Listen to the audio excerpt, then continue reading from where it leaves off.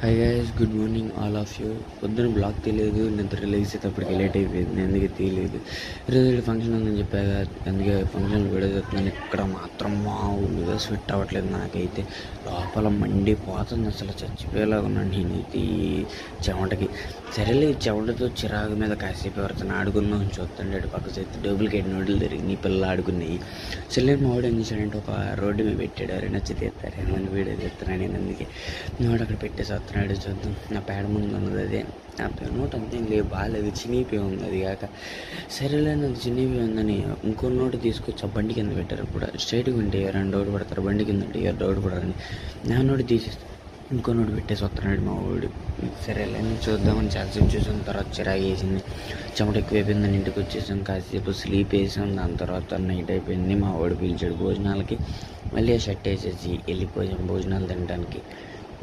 ఏముంది, కూర్చున్నాం తినడానికి, తినేద్దాం, రెడీ ఫర్ ద యాక్షన్, తట్టేద్దాం. తట్టేసిన తర్వాత ఇంటికి వచ్చేసాం. మ్యాచ్ చూసాం. మ్యాచ్ చూసిన తర్వాత ఆర్సీబీ గెలిచేసింది. ఆర్సీబీ గెలవగానే ఫుల్ ఖుషి ఇంకా అందరికీ. All of you.